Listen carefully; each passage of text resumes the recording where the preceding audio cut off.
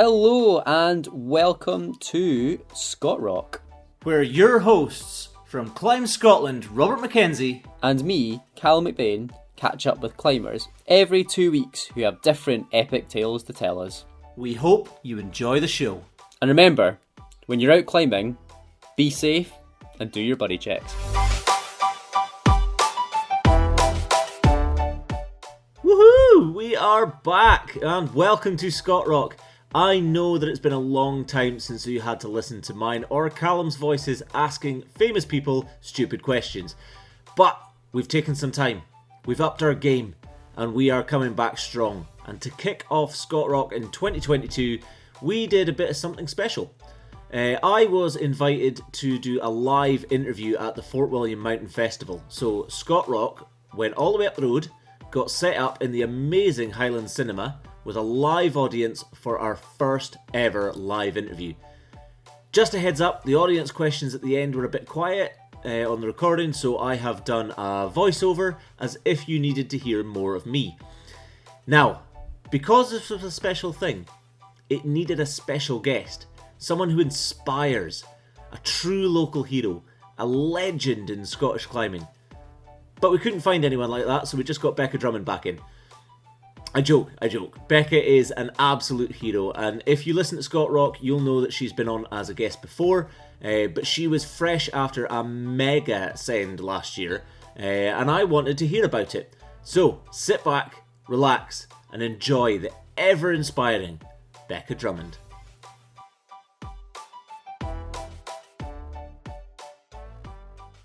Alright, welcome everybody. Hi.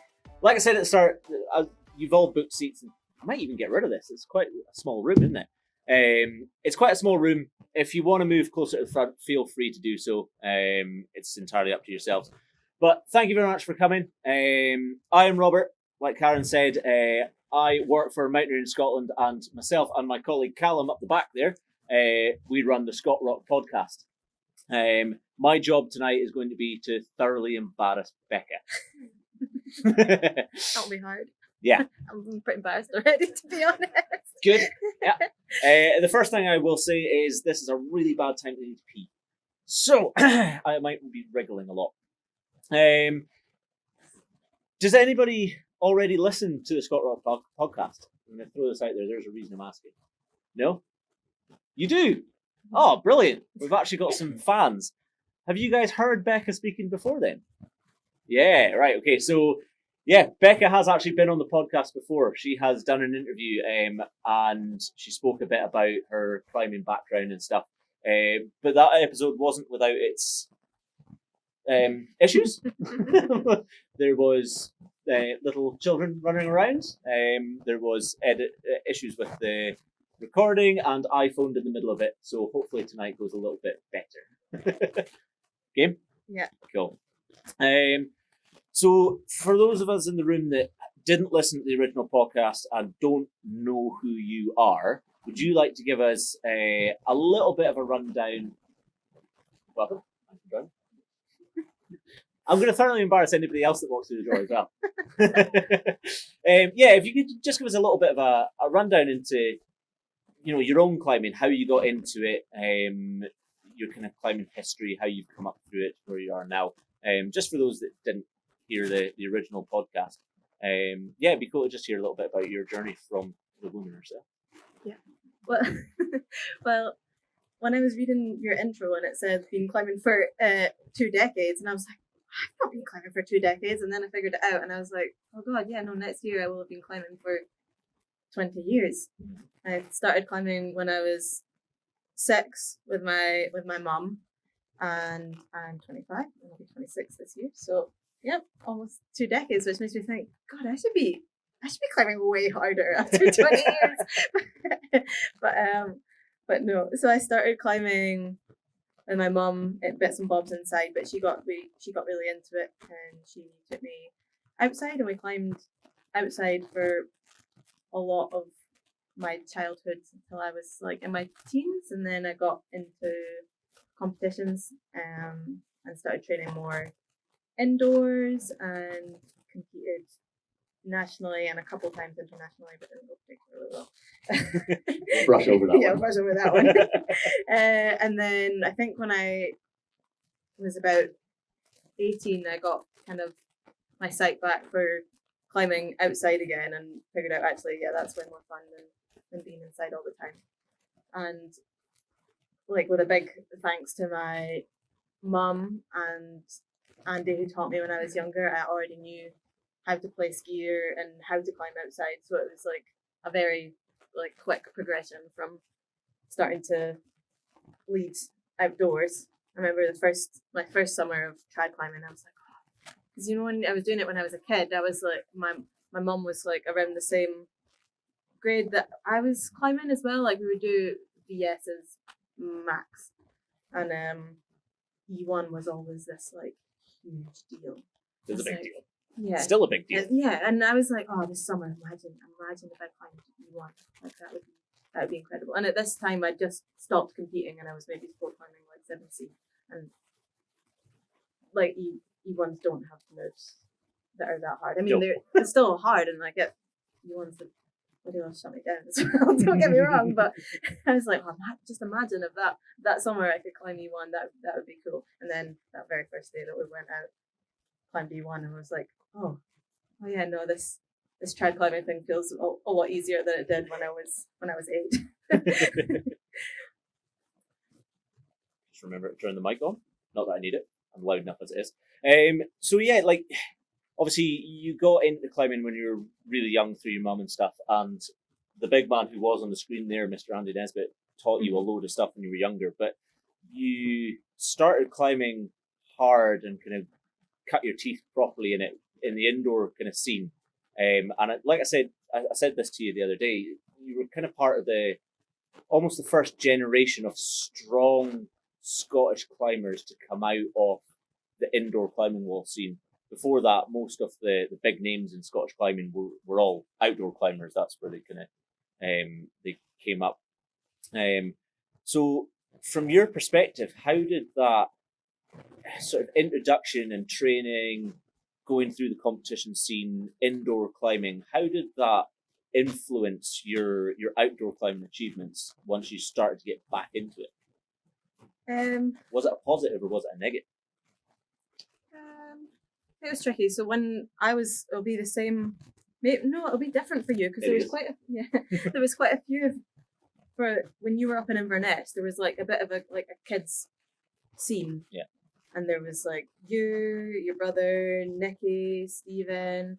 There's a load of you that were climbing up there, but in Dundee, there was me, and I'd mostly climb with other adults. Yeah. And there was no like youth teams, which is like a relatively like new thing. Yeah. There was the Quick Draw Club, but that was in Edinburgh. Were the Quick Draws around when you started? Yeah, I Really? think they were just starting out. I think. Either they're a lot older than I thought, or you're a lot younger than I thought. Maybe both. But so you kind of got used to finding your own motivation. Yeah. Because I wasn't getting that from anyone else, and finding fun in climbing just for climbing when I was inside. But then got a training plan from Neil McGeeky and started doing a little bit of coaching stuff with him. So from that perspective of climbing inside, it was really good to kind of find your own motivation. Yeah.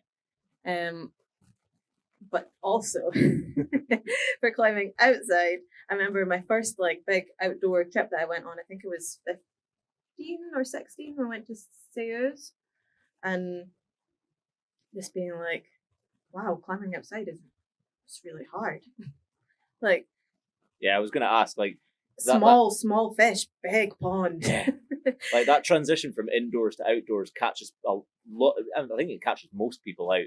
Yeah. You know, you can be super strong and super skilled indoors, but having the finesse to transfer that onto rock can be hard. Mm-hmm. So and I was terrified.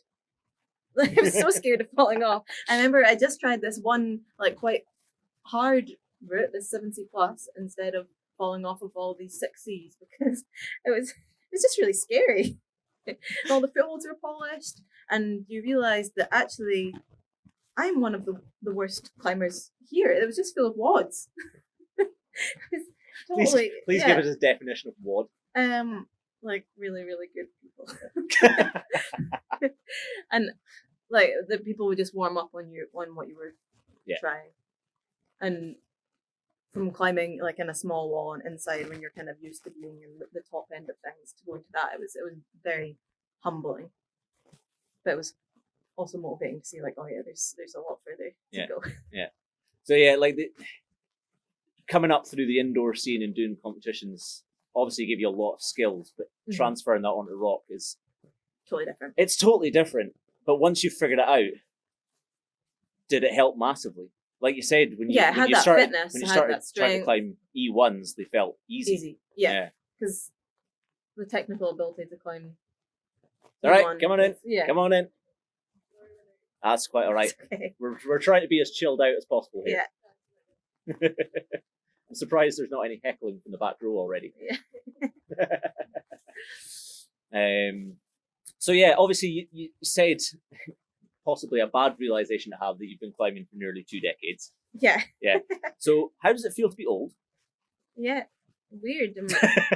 I'm joking. I'm closer to 30 than I am to 20 now. I'm 30, thanks. Yeah. Yeah. I'm almost really old. So you've climbed for these 2 decades. You've climbed most disciplines in climbing that you can get to in Scotland anyway. You've climbed around the world. You've done lots of different types of climbing. You've done mountaineering. You've done summer. You've done winter. Where would you place yourself in the climbing spectrum? Where does your passion in climbing lie? Is it trad climbing, sport climbing, bouldering, winter? God forbid. Definitely not winter. The rest of it. Apologies to any winter climbers in the room.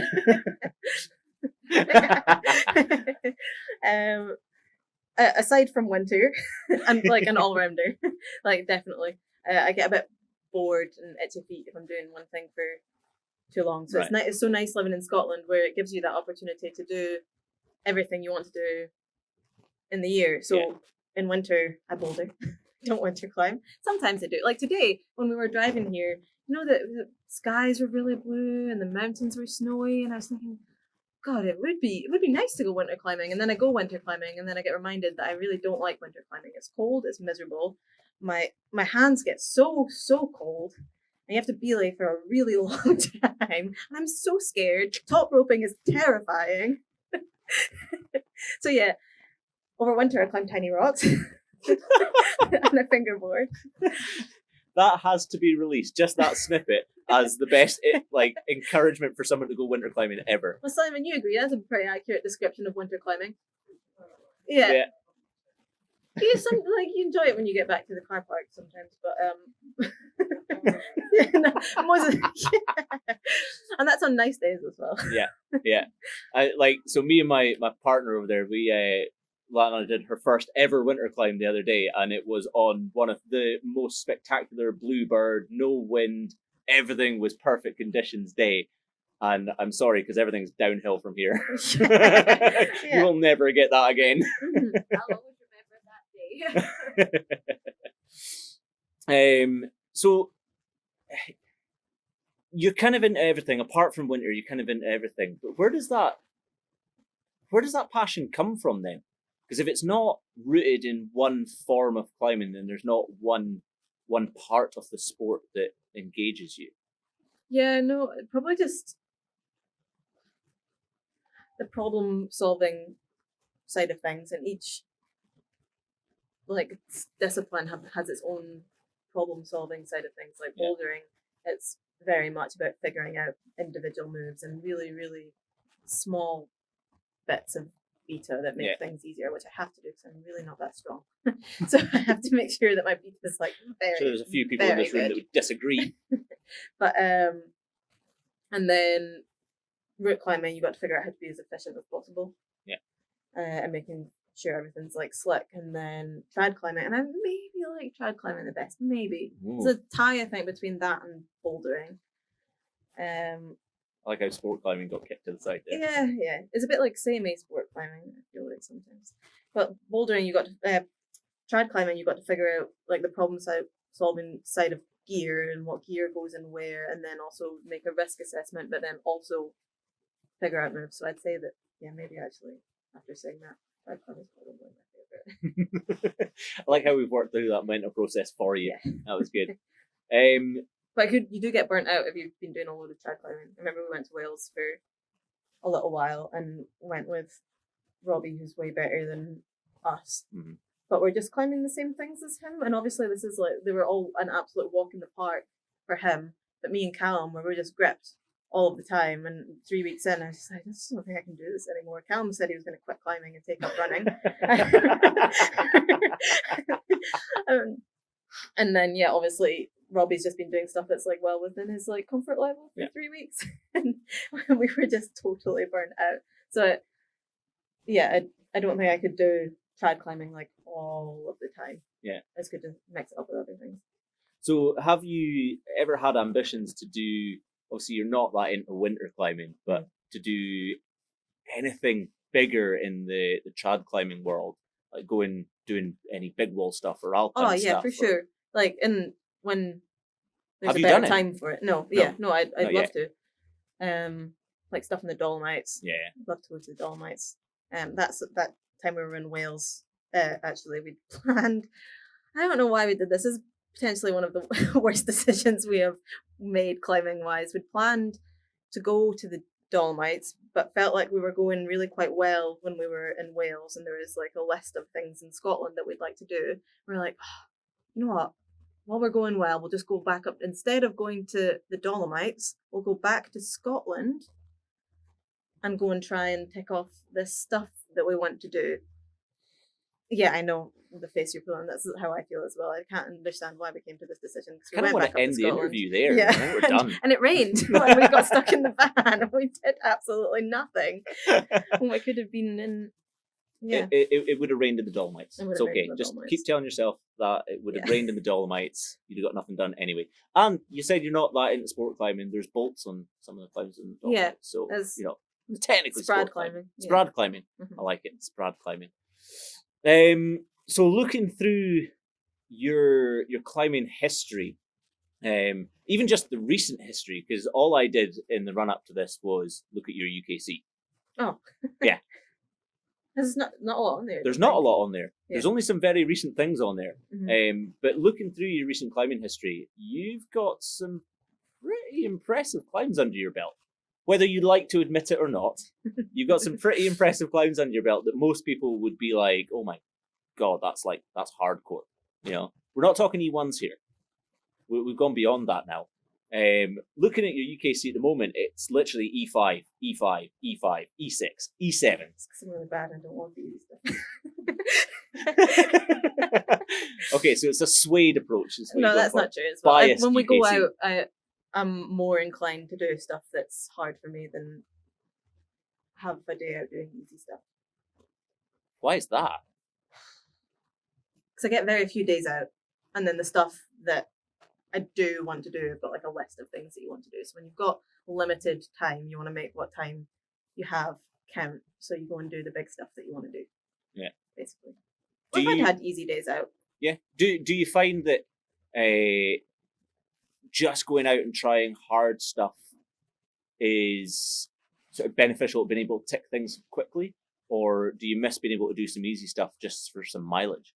So Oh yeah, I obviously- miss that. Yeah. But like, and then it helps for doing hard stuff as well. Like there's a load of stuff that I'd really like to on-site, but I don't want to go and try that yet because I know I don't have that background mileage, and I can't get that background mileage at the moment because I can't go out every weekend. Yeah. Going and doing like a load of E2s. So, and it's that background mileage that would allow you to be comfortable on-siting harder stuff. Yeah. So I suppose that's where bouldering helps. yeah, bouldering massively, helps. you know, 'cause you can go out for a climb- day. You climb lots of hard boulders. You obviously you can get out bouldering a lot easier than you can get out trad Mhm. climbing at the moment. And climbing hard boulders gives you a good kind of base level skill. Yeah. And confidence in your own ability for when you do go and try and on-site big things. But it's not like the head game of like It's not the head game. running it Yeah. out above, and just like being used to what to expect on routes as well. I'm trying to think of how to explain it. Like getting to a hold that you think is okay, and you think that actually this is where I should rest, and you're resting on this hold that you think is okay, and then you make one move and you're on this like giant, really good hold. And you're like, just spent ages like shaking out on this like absolutely rubbish little thing, or just like getting used to reading trad routes, and you just don't get that without doing the mileage. We went up to Caithness, which was supposed to be like mileagey stuff, and there's this, I can't remember what it's called actually, with the wall. Scaps.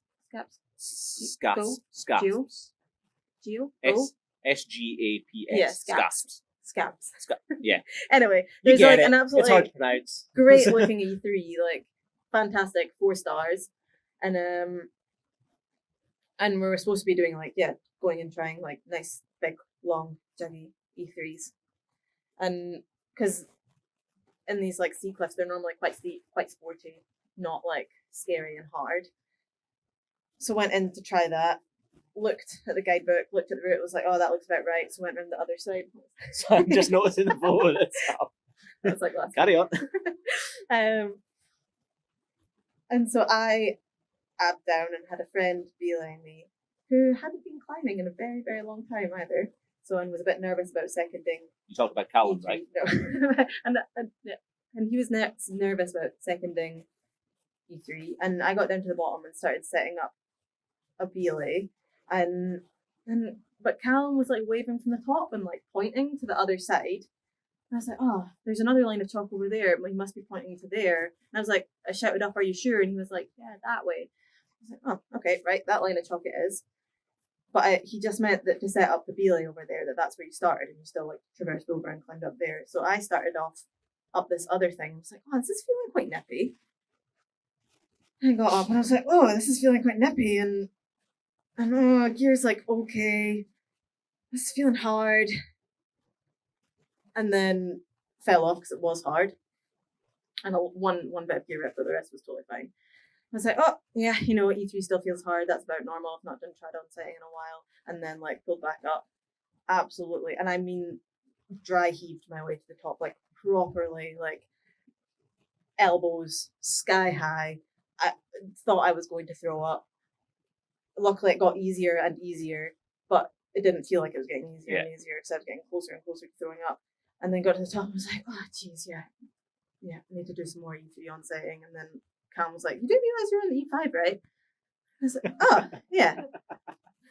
But is that not actually knowing? Because I kept thinking, oh God, was that the hard part? Have I done the hard part yet? Yeah. Oh, I better try and play some more gear because that might not have been the hard part. The hard part might just be coming. But when you've done a load of mileage, you know when you've done the hard part. Because you know what that feels like, and you'll know that. You'd also realise what E5 felt like. Yeah, exactly. So it's being confident in your climbing just takes that background mileage that I just don't have. At the moment, I just don't have it. So, sorry, was that nice sandbag, Callum. Yeah, I know. Well done. And then he went and did the blooming E3 that I really wanted to do afterwards, and I seconded it, and it was glorious. It was like jugs ahoy and as much gear as you could throw at it. Yeah, sure. So what would you consider then, out of kind of the recent big sends that you've had, what would be your top two? Top two? Yeah, what would be your biggest achievements? What are you most proud of? Well, Skye Wall. Obviously, like, Skye Wall. I didn't say that. And then otherwise, what's a hard one? I flashed a route called Yuhuchi. I was on about the to coast. say, was it Yuhuchi? Probably that, Yeah. but maybe Yuhuchi, for just for information, is E6. And she's like, oh yeah, flash that. well, my only E5 on site got downgraded recently. So Ouch. yeah, I know. Ouch. That stings. Yeah. That stings. But in fact, no, not Yuhuchi. It will be. So I did a boulder problem in Dunkeld, and I don't boulder very hard. And that was good. Do we have any boulderers in the room? No. Good. No. We don't care It's about 'cause, we don't care about bouldering, bouldering. yeah. So Yuhuchi then. Yeah, yeah. And that was good. And I need to read the guidebook more instead of like trusting other people's opinions, because we were with Robbie again, and I just placed all the gear that I saw him place, but he'd not read the guide and not read that it said it had a crucial wire out left that none of us placed, and we just all placed these like cluster of RPs. And then read it afterwards, and we were like, oh, there's actually a really good wire out left. That would have been quite nice. Maybe would have been a little bit less scared. So both of them, and I think your boulder actually as well, was after having 2 kids, moving house twice, and all the various other life commitments that make training for these kind of big sends and getting the mileage in really hard. Yeah. That's quite impressive. It's quite impressive. And I want to touch on that a little bit later on, but let's talk about Skye Wall. I have to talk about Skye Wall. Yeah. Skye Wall is, what's it, E7? 7B? Yeah. Yeah, 3-star. I don't know if, Callum, has the photo come up yet already? There is a photo. You're to give me a shout when the photo of Skye Wall's up. Okay. It is one of the most striking lines. It is stunning position on just the best island. So because it's one of the coolest things, one of the kind of, from what I heard, one of the most epic build-ups to doing it with some proper antics. Could you just tell us a little bit about the process that you went through to build up to actually getting that ascent? So the logistics of just getting out there, having to return to get the send, getting the boat out, then trying to walk over the bridge, and the training, the transport, the childcare, everything. Mm-hmm. Can you give us a rundown of how all that went for you? Yeah. The crux of the route is definitely that it's just like an absolute pain in the bum to get to. Like if it was roadside, a lot more people would have done it. Yeah. Where is it? It's on Skye, so obviously you have to drive to Skye, and I live in Perthshire, so that's quite a long drive as it is. And then from Skye, you can either take a boat across from Eldal, across the loch, and then walk. No, not across the loch. Take a boat across to the loch, walk around the loch, and then camp there and walk up to the crag, which says 45 minutes in the guide, but if you're as unfit as me, it takes considerably longer. Took like an hour and a half to walk up from the head of the loch, and walking around to there is an hour. And that's if you get the boat. And then you can also walk up and over from the ferry pools. So you can drive to the ferry pools, park there, and walk into the ferry pools, up onto the ridge, and then down onto the other side. Yeah. Which, in writing, sounds like it would be fine. It's just walking up onto the ridge and then down onto the other side. In reality, oh my god, I genuinely wanted to die when we did it that way. It was like Neil said he wanted to ask for his mum. He smokes like 20 a day. I'd not done like any walking in a very long time. My bag weighed 25 kilos, and luckily we had our friend Tim with us, who was a guide on Skye, so he could at least tell us where to go, because we were just kind of following him. 25 kilo pack, because it's not like, it's so far out there, it's not a day trip. No, yeah, absolutely. It's not a day trip. Unless you're like really, really strong and you think you can not. Unless you're Tim Miller. Yeah. Yeah. Yeah. Which nobody is. Mm-mm. No. And so I'd read a blog about Skye Wall. There's not loads of information to know what kind of route it is, how to train for it. But I'd read someone's blog that said everyone that had done it so far had been really strong, and what they were banking on was being actually quite logistically talented. Like I think the guy knew the area quite well and knew how to set up the ropes and things like that. So when his partner did it, that's what they were kind of like banking on, because they also weren't like professional climbers, and the people that had done it beforehand were professional climbers. And I was like, definitely not a professional climber. definitely 100% not logistically talented. So I'm gonna need to be quite clever about what we're doing. So I messaged and asked, making sure that it's all on small holds, not on slopers, so that I train finger strength. And I also knew that for me, in a way, the best way to get better at doing hard trad routes would be to go out and do hard trad routes in advance. Like, ideally, you'd want to get a handful of E7s in the bag before going out and taking a really long walk in and then climbing another E7. So I was like, right, yeah, I should, but I'm not going to be able to do that.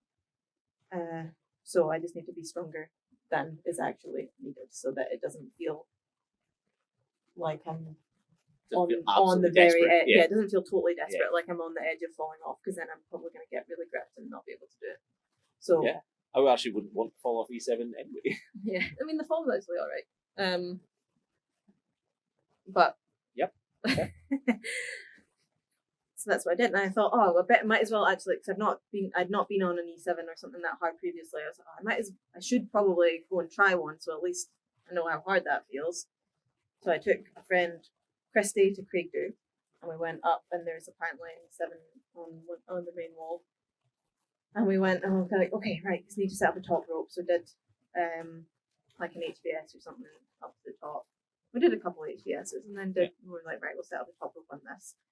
And it's not very often that I feel like I'm the most experienced person in a climbing team, but Christy'd not done a lot of trad, so I was like, right, you set up the like, make sure she's all clipped in, make sure everyone's safe. And that was fine. And so she abbed down first, and then I set up the top rope on. So I'm going to try and explain this. So it was off of a tree, and because one rope wasn't long enough, we would tie together two ropes. So there was obviously a chunky knot on one end. So if you think about that, it can only be pulled one way, or else if you pull it the other way, it'll get stuck in the carabiner at the top and it won't move. So that's fine. And when I'm abbing down, I'm like clipping both of my ropes, because you ab on two ropes. I'm clipping both of my ropes into the little bits of gear I'm putting in. And then I get to the bottom, and I think I've gone a little bit off route. So I was like, I'll just unclip one of my ropes, so that one of my ropes dangles in the right place and one of them dangles in the wrong place, and that they can belay off that end, and that's fine. And I get to the bottom, and I go to pull the ropes through, and so if you can imagine that I've clipped both ropes through all those bits of gear at the top, that knot is obviously not going to pass through anything because it's clipped through loads of clips. And at the bottom, neither of my ropes touch each other, so I can't do anything. I can't climb up them. I can't prusik up them. I also don't know how to prusik up ropes. I've never done prusik up ropes before. But my first bit of gear it's not that high up. It's maybe like 4 meters off the ground. So I kind of like had to bolt. Well, first of all, I had to look on YouTube and figure out how to prusik up ropes. And then I had to boulder up to my first bit of gear, clip into that, get Christy to pass me the other rope across, so then I had two bits, and then figure out how to prusik, then set up my prusiks and prusik all the way up to the top. And by the time I'd done all that, it was dark, and Christy was very cold. And I shouted down to her, I was like, do you mind if I have a wee shot on it now? It's all set up. Like, totally taking the piss because it's dark and we're all freezing. And she was like, yeah, no problem. No, we need to go home. So that was my only time that I'd been on an E7 prior to that, and probably shows that we're not particularly logistically talented. So that was you trying to set up a top rope. That was me trying to set up a top rope on an E7. Mm-hmm. And what did you do the first time you went out to Skye Wall? We got on a lot better. But you set up a top rope. But I managed to set up a top rope. Set up a huge top rope, a huge 50-meter bouncy top rope. I had to take the first turn on. Brilliant. Yeah, and it was quite scary actually, because the wall, it's like a vertical wall that rounds out at the top. So when you and you have to traverse along the slab at the top to find where the anchor is, but you can't see because it drops off. And so it's on gabbro, and gabbro is really like quite sticky rock. So I don't know, like you're traversing across the top and on terrain that it's not walking, it's not climbing, but I'm also very aware that there's a large drop to my left. And it's a little bit damp and just like quite on edge. And then had to do and kind of Geek and I tossed up between, we both went over to set up the ropes and one person would traverse back and the other person has to do like a small abseil and set up the ropes slightly lower down. And we had to like flip a coin between who wanted to traverse back and who wanted to do like this like giant ab over Gabbro, and I chose abbing down and setting up the rope rather than traversing back. Neither one's a fun choice. Yeah, and we had to do it again in the rain to get the ropes back when it started raining. Yep. Because the first time you went out there, the weather was bad. Pretty crap. We went out for 5 days on a good forecast, and out of those 5 days, we climbed for half a day. So all that effort, all those 2 hours of shots walking in on the top rope, with 25 kilo packs each, half a day. set up top rope for half a day. Mm-hmm. I did it clean on that top rope, like on that go, and was like, yes, you got to make that's it it, we're count. in. You got to make it count. And then it just like heavens opened, and that was it. There was one time where we thought we might do it, and you know that way when you're walking in somewhere and it was like the clouds split and the sun came through, and I was like, oh, it's a sign. Today's the day. I'm gonna do it.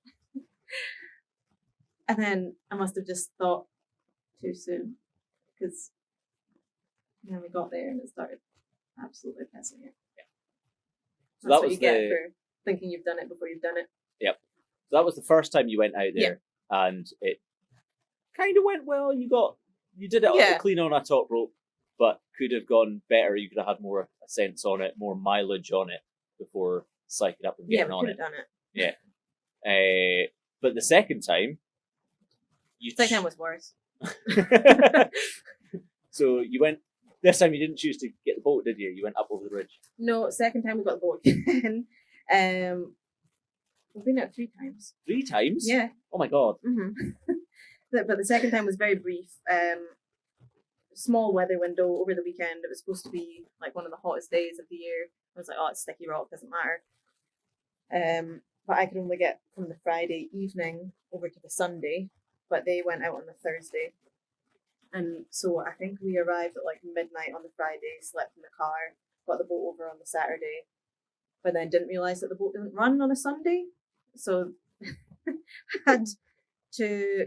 You're really selling this, Yeah, I'm not the logistical expert thing. Walked in again with a load of stuff. Geek had a bit of a nightmare the day before. Had one go on the Saturday, and I don't know, probably what I should have done for this trip is like walked up a lot more hills, because I was knackered from walking in, and I can't climb when my legs are that tired. So, and it was really, really, really hot. Yeah. So that didn't go very well. Was like, oh, it might be cooler tomorrow. Woke up the next day, still felt knackered. It was still really hot. Had to go back down and get the boat anyway. Had to walk around. No, couldn't get the boat, so I had to walk down, round the loch. Oh my god. Didn't ration food well enough. It took a really, really... It's like, I want to say 13 miles? Yep. Back. So after the second time you decided you needed to walk up more hills, and then the third time you decided to walk over the top of the ridge. Did you actually? Not through personal choice. Not through personal choice. Did you walk up any more hills in between then? No, absolutely not. Yeah. Starting to get a picture of how this is going, right? Yeah. Yeah. So you went up over the ridge this time. Not your choice. You got forced into that. Yeah, because the boat was fully booked, so we had to walk up and over the ridge, which is a really long way. And then that was better. Had like a day to recover my legs. Always set up the top rope and stuff and worked little bits and bobs. But weather was better this time. Weather was much better, not so hot. You got it on the top rope. Yeah. Got psyched. Mm-hmm. Did it. And the next day. I can't remember. You sent it. You sent it anyway. Awesome. And did you have to leave both pitches? Yeah. Yeah. So there's. I didn't actually do maybe I've not done it. Maybe I'm a fraud because I didn't do the top pitch because I had to set up the rope again because Geek was still trying it. So I'd climbed to the very, very top. There's like an exit. Oh, pitch. right. Okay. Yeah. The first two pitches. Yeah, I there's did an the E6 third. pitch and then the E7 pitch. Yeah. Yeah, and the E7 pitch is the money pitch. Is the money pitch. Yeah. Although the E6 pitch is I was harder. going to say, yeah, E6 is no giveaway. And it was hard. Well, I felt like I could fall off the E7 pitch. Yeah. It would have been a bit scary, but it felt safe. Whereas the first pitch, I don't know, there's something about, I don't know if other people get this, but being close to the ground that when there's not very much gear between you and the ground's quite close, at least you could afford to take quite a big fall from the second pitch, whereas the first one, I didn't really like it. I didn't enjoy it. I didn't think any of the gear was worthwhile aside from one piece. And More it was hard. incentive not to fall off. Yeah. So you finally sent it. How was the actual climb then? Like, logistics aside, weather all aside, how was actually climbing that Beautiful. thing? Like, absolutely beautiful. Like, the just constantly interesting moves, no bad bits. Like, my style of little technical crimpy climbing, and I always thought 6B was like the absolute end of the world. I couldn't actually climb 6B. But it turns out I'd not Hard. actually tried very crimpy 6B. I tried like hard burly 6B. And just the bit of rock itself is the most gorgeous bit of rock I have ever been on. Yeah, I'm hoping the photo does actually come up here at some point. No, it's getting crushed by a boulder mat on the Yes, back. yeah. It is absolutely... That's Yuhuchi though. Oh, there's Yuhuchi. E6. And you didn't place the crucial bit of gear. No. Good. Yeah, it is absolutely a stunning bit of rock, and hopefully we get to see the photo when it does come up. But yeah, if you haven't seen it, just Google it. It is absolutely gorgeous. What a stunning line. Congratulations on taking it. That's awesome. Yeah. And then the walkout was, again, horrible. Yeah. Yeah. And Tim wasn't with us that time. It took us, once we were up onto, because Tim quite kindly carried a good portion of our gear on the way there. But then obviously we had to carry it all on the way back. So, See, trying to find from up on the ridge, find actually the way to exit onto the scree. Yeah.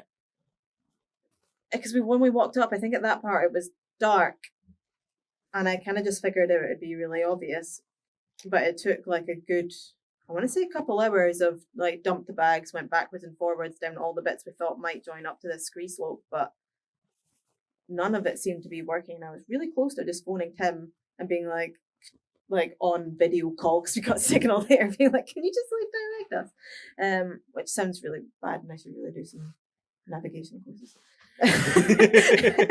Nobody judge her. Yeah. But we eventually did find the right bit that was safe. And if we'd gone down any of the bits that weren't safe, we're sensible enough to set up an ab rope and if we'd gone down one of the bits that we were kind of like very, very close to going down, it would have been about 3 abseils until we got back to the car down.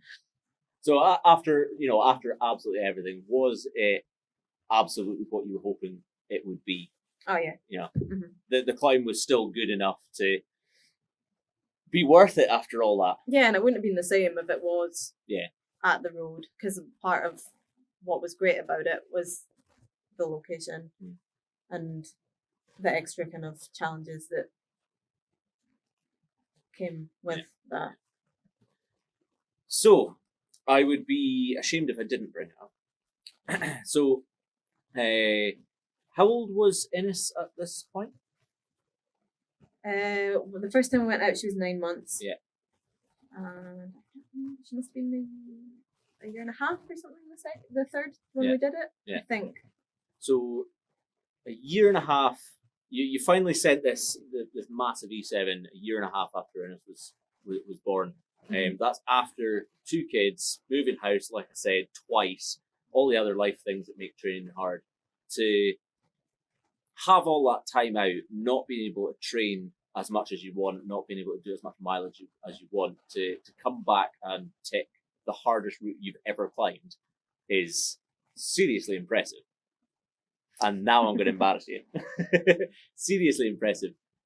So, could you tell us a little bit about what your experience has been like over that few years? Having Lucy, having Innes, climbing throughout both pregnancies, figuring out how to climb again afterwards, and how you kind of brought yourself back to send your hardest lines. Like, how was that for you?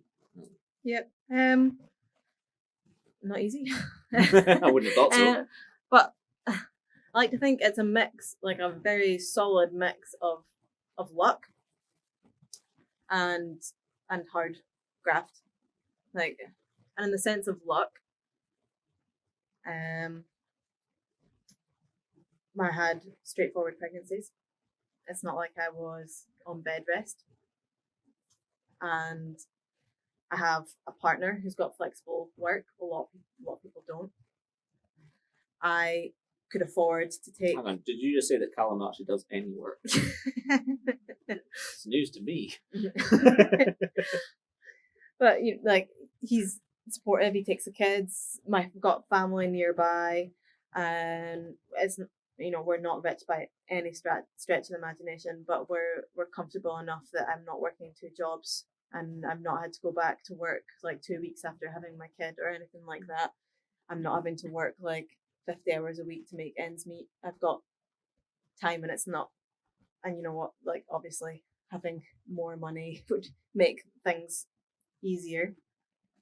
And because obviously money doesn't buy you being a better climber, but money buys you time, essentially. Yeah. Buys you, I don't know, a cleaner. That'd be nice. I've been to their house. Yeah, it would be very nice. It buys you petrol money to places. But we are lucky in the sense that we're comfortable. We're good at budgeting. I'm lucky in the sense that although I feel like my recovery from having MS, although it was a lot harder than with Lucy, it's not as hard as some other people's. Yeah. Lucky in the sense that I had 2 very chilled out babies. If I'd had 2 really colicky babies that screamed every night, things might be totally different. So a lot of it does come down to luck. Yeah. And when you see people say, no excuses and blah, blah, blah, blah, blah, actually there's some really bloody damn good excuses. And yeah, not even excuses, reasons that things might not be going with the way you want to at that moment in time. Yeah. And like right now, I'm barely climbing. Or I climb, that's not true. I fingerboard sometimes and I climb sometimes, but I'm on placement working 40 hours and I've got both those kids and I've got another one on the way, and it's like you're glutton for punishment. Yeah, I know. We go it's like you actually don't like climbing. Yeah. Just try and make climbing as difficult for myself as possible. But then, hard work wise, I didn't have a very easy recovery with Innes. I ended up with maybe let's say like this much gap. How much is that? It's like, you remember that this has been 7 recorded for a centimeters? podcast, right? Like a very large gap between my abdominal muscles and my I couldn't hang off of a pull-up bar for ages because that took too much core strength. If I was lying on the ground flat on my back, I couldn't lift my feet off of the floor because my core wasn't strong enough to do that. I'd pee whenever I coughed, I'd pee whenever I ran. And those things... It's just a Saturday night. Yeah. Those things took a really, really not long time to fix, but a lot of me actually doing what was involved to fix that. Like proper rehab. Like actual boring rehab, like holding onto a pull-up bar and not taking my feet off the floor, but just like taking a bit more of my body weight. And then the next time I did it, taking a bit more of my body weight, till eventually I could actually hang off of a pull-up bar. And then progressing that to hanging off of a fingerboard, and then being able to hang off a fingerboard with weights again, and then actually being able to climb on steep ground without my insides feeling like they're gonna fall out my vagina. And that's being quite lucky. Yes, having your insides not falling out of your vagina would be classed as lucky. Yes. Yeah, but because a lot of women don't get to the point where they can feel like they can do these things. And I had money to go and see a private physio, and not wait in a long line, and that makes a big difference. What did you find were the sort of biggest challenges you did come across then? What did it sort of take mentally to not lean on those excuses or reasons, and come out the other side of this stronger? Because it's just so a lot of people, I guess, when they do have kids, guys and women, they do just kind of like let climbing take the back seat, which is totally fine. And sometimes I can't think Callum thinks this as well. It would just be easier if we weren't so obsessed with climbing, but I just can't do it. It's like niggles away at the back of my head, and I can't let it go. After a while, you're going to get that. It's like itch. an illness. Yeah. It's climbing. It's like a sickness that you just can't get rid of, and it's what it makes me feel fulfilled. And it would be, I know they're listening up at the back as well. It would be great if I could get that fulfillment solely from my kids, and my life would be a lot easier if I could get that just from family life. And a lot of people can, and I'm jealous of that. But I can't, and I need to do something else. And that something else for me is going climbing. It's the therapy. Yeah, exactly. It's my time out. Yeah. It's my time to do my thing. I think while you're saying that you're jealous of people that get that fulfillment, I think everybody still does need that in some way. Yeah, a bit of time, except probably isn't so time consuming. Again, you're possibly lucky in the way that you've found.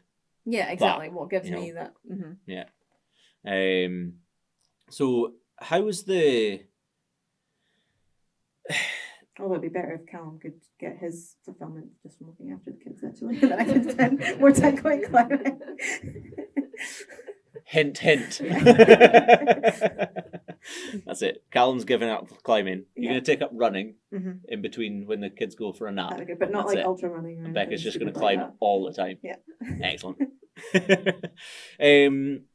How did you find the transition sort of coming back into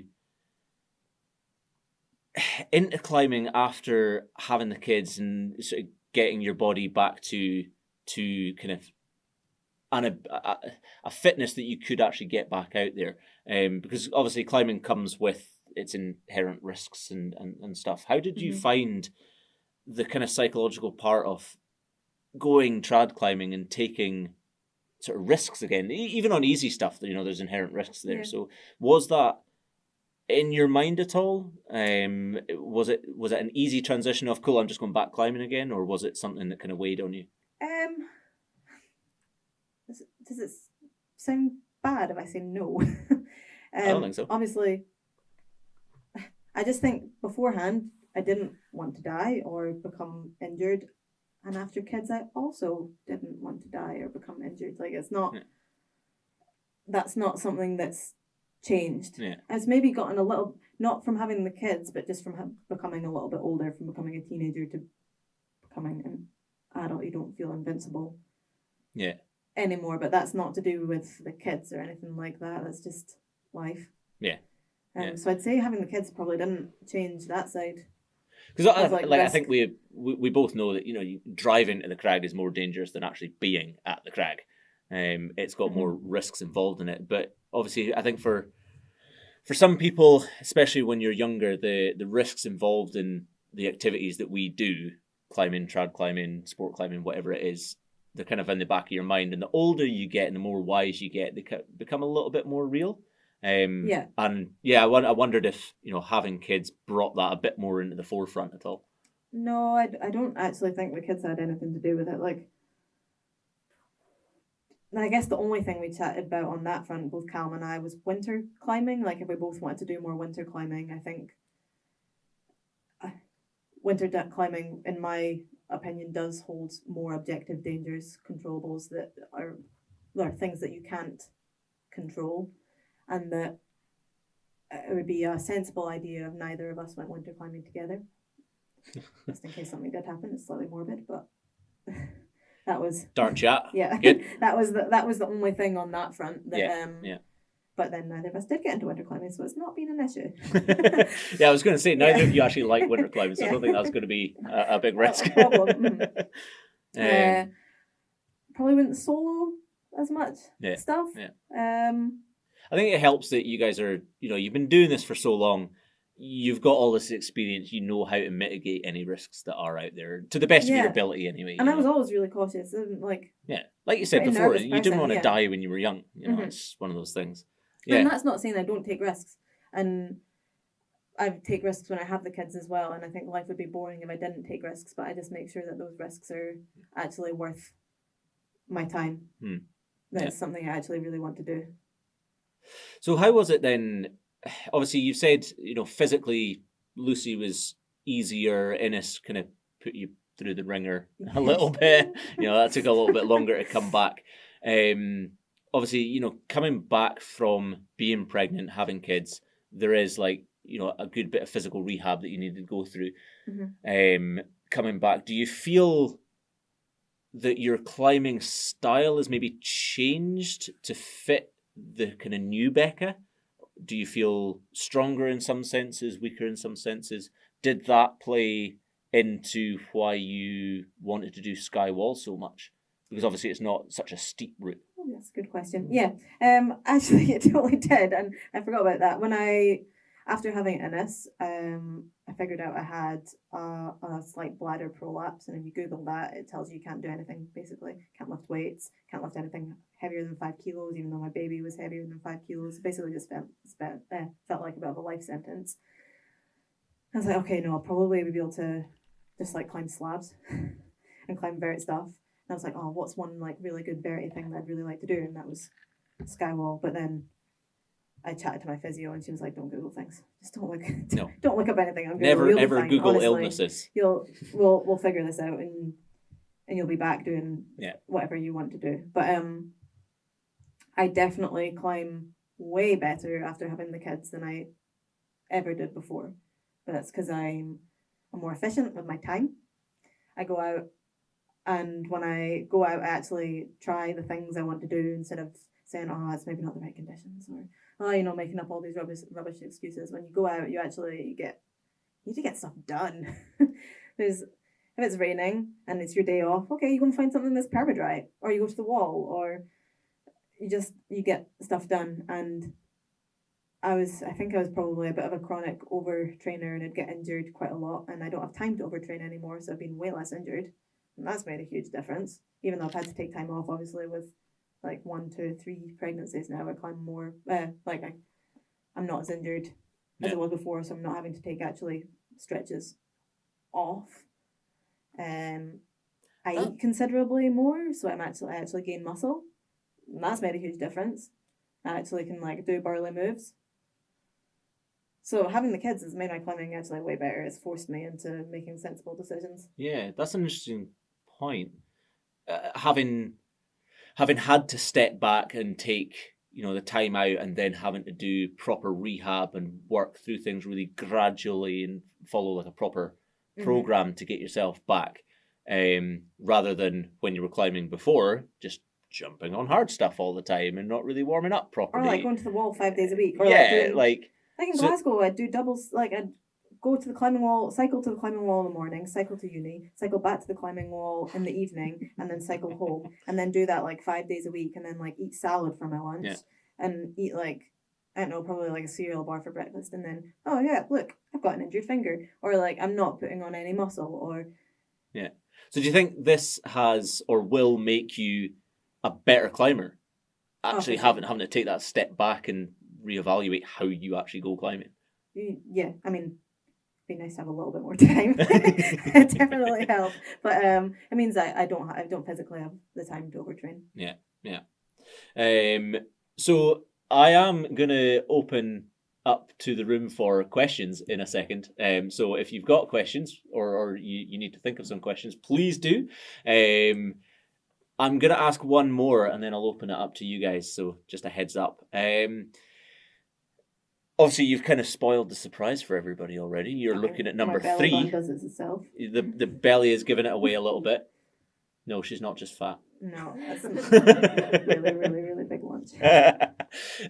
So yeah, you are expecting number 3. How are you feeling about having another squishy one on the way? Are you feeling more prepared because you've now done this twice? You kind of know what's coming, you know what to expect, you know how to come back from it. Or is it just as stressful and nervous as the first time? Well, it depends what day it is, to be honest. When the kids have had a really good day and they've both slept through the night and they're being cute in the house together, you're like, oh, another one, they're going to look all so cute together. And then they both wake up during the night. And then Innes is crying at my leg, telling me she's hungry while I'm making dinner to make her not hungry, but I can't make dinner because she's crying at my leg, telling me she's hungry. And I'm like, what am I thinking? Bringing another one in? How am I going to cope? How are we going to do this? How much do you blame Callum for that? Yeah. And then being on placement and working 40 hours has been really, really hard, much harder than I thought I was initially going to be. and had a little bit of a minor meltdown about that was last week, and I was like, oh God, how am I going to cope with a tiny baby and not being able to sleep through the night and working like 12-hour shifts? But we'll just deal with it. Yeah. We'll just deal with it. I think you're allowed to have little breakdowns every now and again. That's completely okay. And if you two have proved anything so far, is you just get on.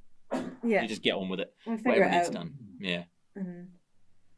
I think we're both quite good that we sit down and we do make a plan so that both of us kind of feel like we're getting the fair end of the deal. Yeah. Because that's one of the hardest things is like not counting hours, like not being like, well, he got that long at the climbing wall, and well, I should get that long at the climbing wall, and not having that like petty little score keeping thing. So when you find yourself doing that, being like, okay, right, no, need to sit down, have a chat. I'm not feeling good about what's going on at the moment, and yeah, just so only to make a new plan of action once this one comes along. Yeah. And figure out a way that we both get a bit of time each. Make the adjustments to make it work. And you always have to keep making adjustments. Of course. You will continue to with those two as they get older. Yeah, exactly. As soon as Lucy starts to go, I want to go to the wall now too. Mm-hmm. Ooh. When she wants to go to classes and stuff. Yeah, that's it. Brilliant. Has anyone got any questions they'd like to ask? Or is it silence in the room? Go on, hit me. I'm interested in your attitude to risk and how it's changed since having kids. I'm actually deeply relieved to hear that someone has the same view as me, but I'm interested to hear if you've had any reaction from people that you know really well, friends, family, that are maybe surprised to hear that your feelings about risk haven't changed. Yeah, that's a good question. Yeah, so I feel like on my dad's side, they probably don't know enough about climbing to kind of get it at all. And my mum is a total worrier anyway. So she's probably just the same level of worried that she was before.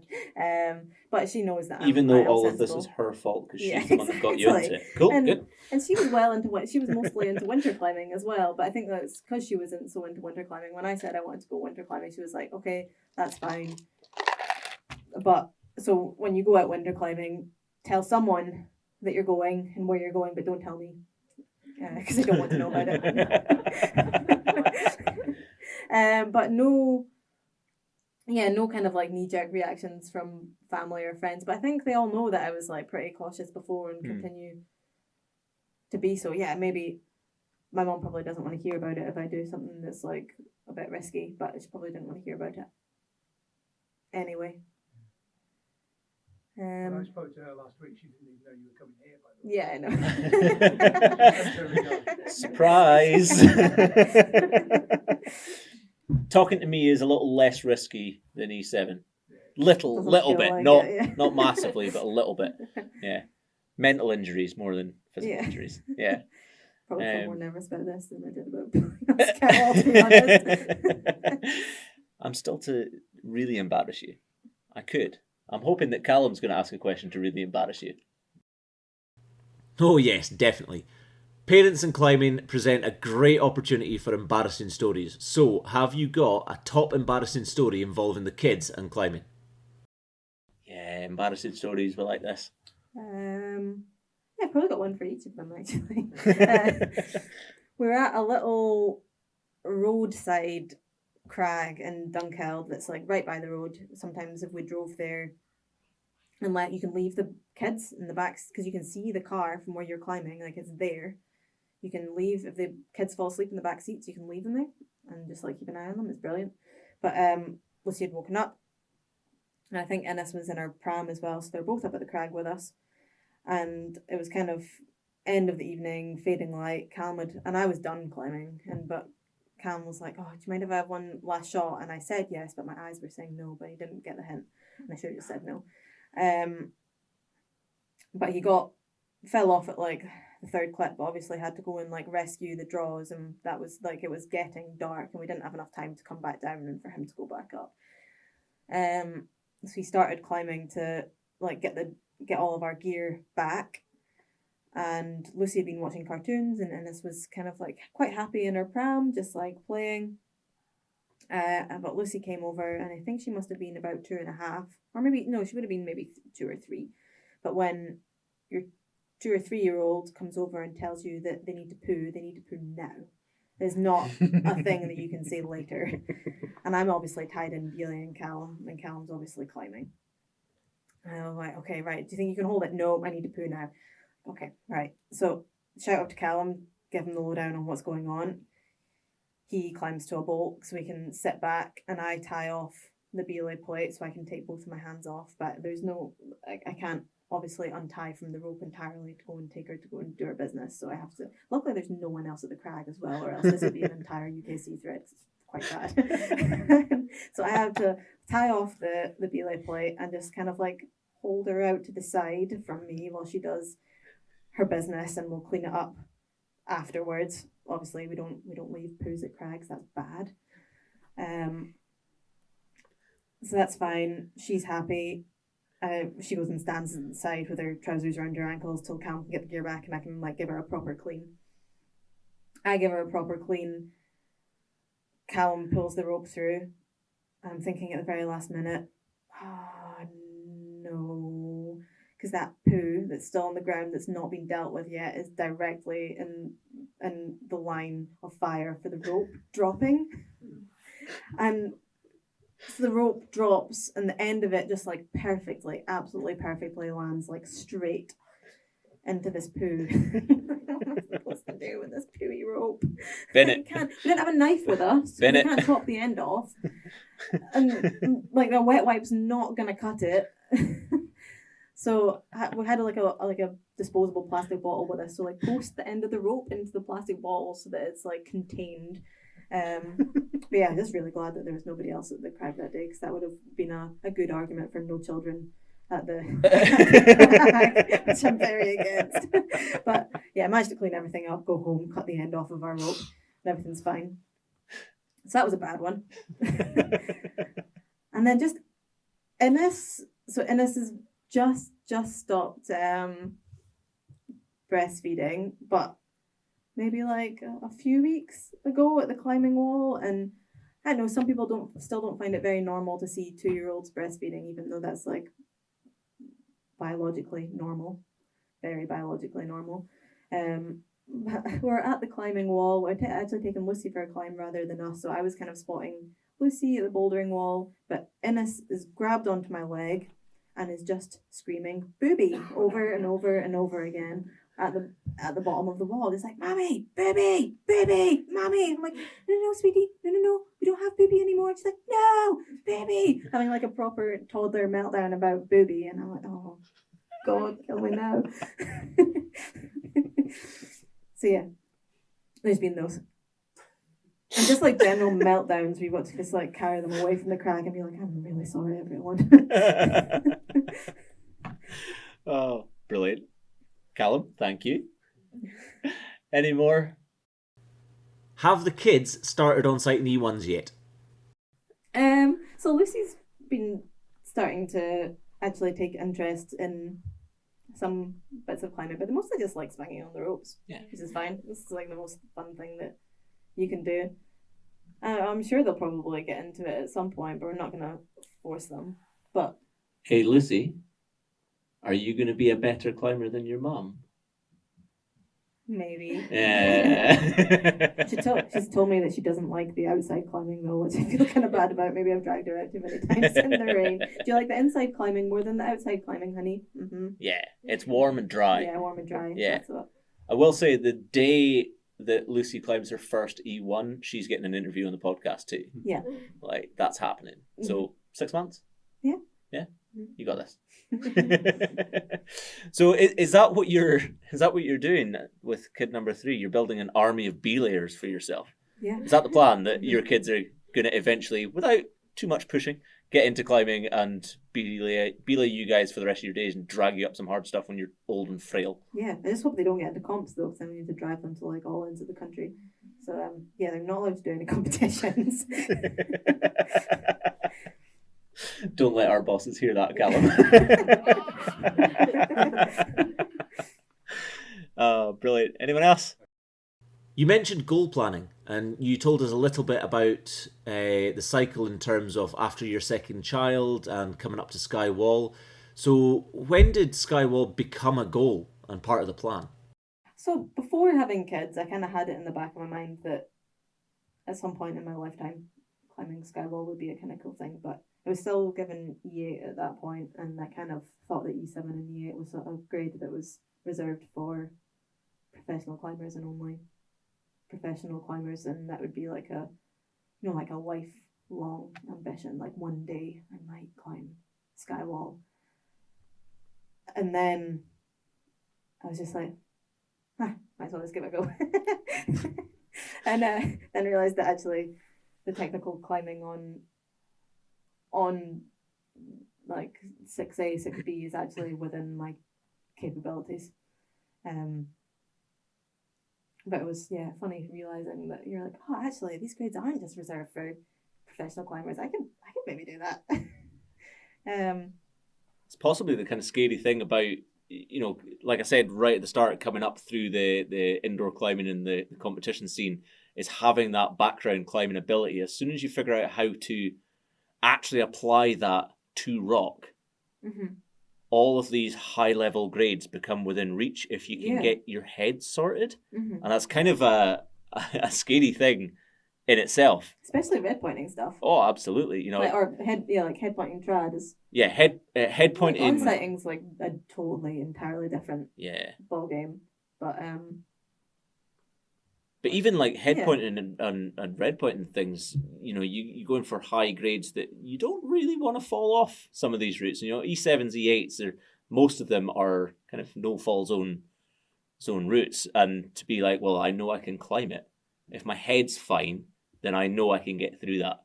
So you're much more likely to put yourself into some scary situations sometimes. Or not even scary situations, but you're way more likely to actually go and try, which is half of the battle. Like if I'd not went and tried it, I would have never done it, obviously. Yeah. But, you know, I mean, like that is half the battle, is thinking like, oh, actually, I'll go and give it a shot.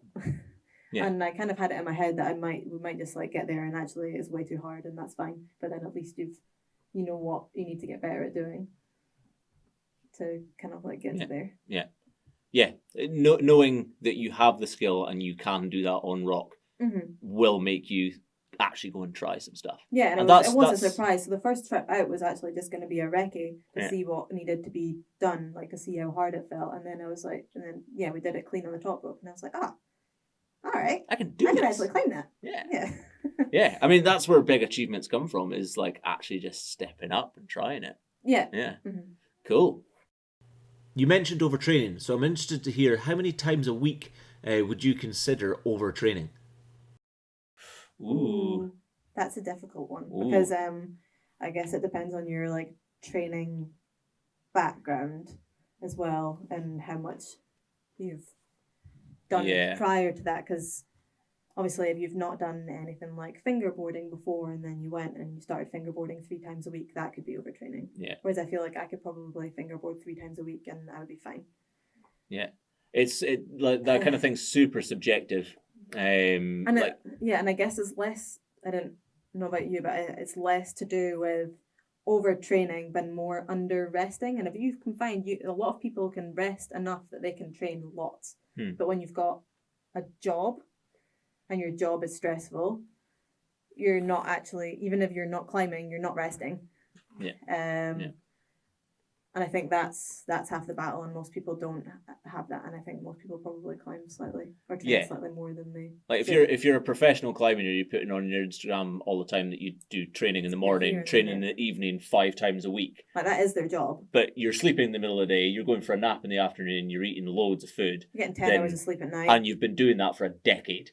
Then that's totally fine. Yeah. But if you've got 2 kids, a third one on the way, you're trying to be a midwife, like when you've got a job. When I had energy, like not at the moment, but like so I go like through peaks and troughs of like actually having energy and then just like being glued to the sofa in the evening.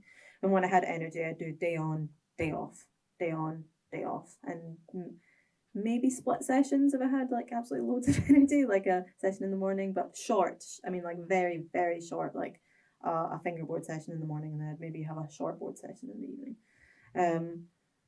But now I'm just kind of keeping my foot in the door, and I'll maybe climb once a week, and maybe fingerboard once a week, and I probably won't get better doing that. But it means when I do have energy again, I'm not starting from zero. Yeah, absolutely. The resting's way more important than the training. Yeah. So it's subjective. It's subjective. It depends what you've got as your baseline. Interesting topic though. Man, that's a whole nother podcast. Let's not go down the rabbit hole. I know, and I don't feel like I'm qualified. Cool. Anyone else? I am not a climber. I have no background in climbing. And you chose to come to a really in-depth climbing chat. Sorry. Dude, yes, I love that attitude. Yeah, you've got to throw yourself in. Love it. But I have a real interest in mental health, and I know it's been touched on a little, but I'm really intrigued to find out how you manage your mental health throughout all of this, as everybody has to do.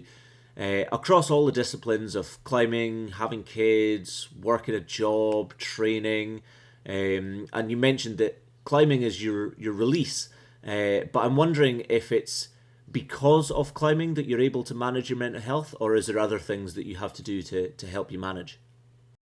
No, yeah, absolutely, and that is one of the ways I manage my mental health, and I notice, and I know Callum does too, when you get into like a bit of just like a down cycle where you're feeling just a bit rubbish, and then you realise it's like, oh, I've not been climbing in ages, and you kind of switch into that, and or I've not been outside in ages, and even so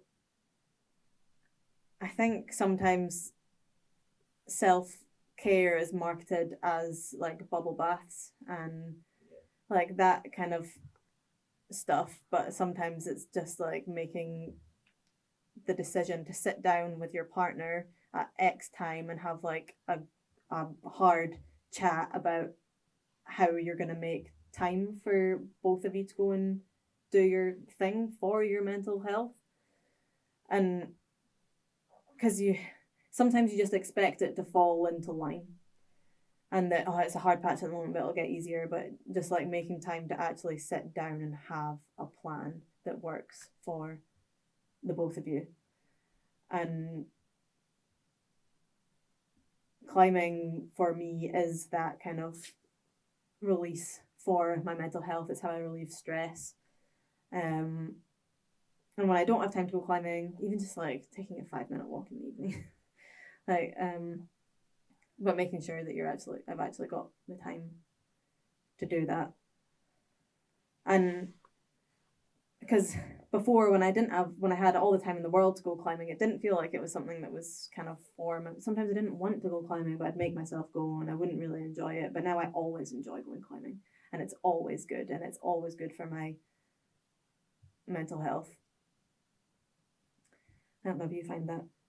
Oh yeah. Too. Yeah. Yeah, I'm exactly the same. Like when you notice that you're feeling a little down or a little lost or just not feeling great. Not feeling right, mm-hmm. and you realise that actually I've not been climbing in ages. Yeah. I get the exact same, and for me, climbing, like you, it is that therapy because it gives you the opportunity, if you go bouldering, to switch off from everything else that's going around you and focus on one thing, which allows you just space outside of your own head.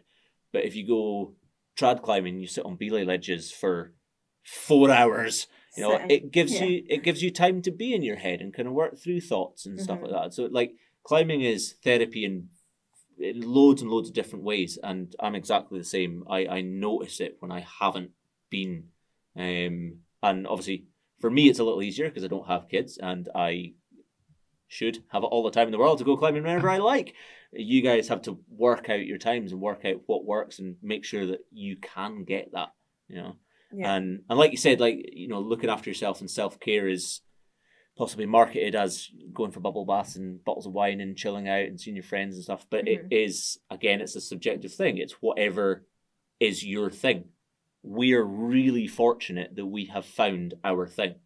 There's a lot of people in this world who haven't actually found what their thing is. And it's important to get out there and figure out what your thing is and what gives you that space to be you and relax and give yourself that therapy. You know, again, we're super lucky in that. Yeah, super lucky. And even if what was me trying to like poo-poo bubble baths, but if bubble baths are your thing that you need to do for your mental health, it's like the self-care part is actually making a plan so that you can do that, and that is the hard part. But save money so you can buy the most expensive bubble bath. Yeah, exactly. Maybe the hard part of self-care is like writing down a budget. That's what we have to do. Sit down and write bloody budgets. That's self-care. It's boring. It's not bubble baths. Brilliant. Right. Well, I think we should wrap that up there. Thank you very much, Becca. That was, as advertised, very inspiring. Was it not? Yeah, we've got some nodding heads. That's good. I'll take it. I feel quite sweaty. You feel I'm nervous. Yeah, good. Well, thank you very much. That was awesome. It was great to chat through a load of those topics and kind of get to know your head throughout all of this stuff. And I'm going to sign off with something. I really hope this works now. Oh God, what are you doing? Hey, Lucy, have you got a little message for Mummy again? You see what you said at the start? I love you, Mum. Love you too, bun. Excellent. Thank you very much, everybody. Thank you for joining us. I hope you enjoyed that. This has been Becca Drummond. You guys are free to pester her now. I'm going to go and watch some other films.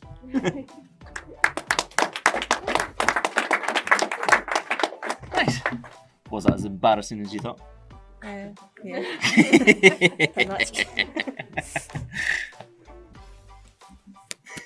On a scale of like 1 to tomato, how red are my teeth? Pretty red. Not going to lie. We're about in Dundee.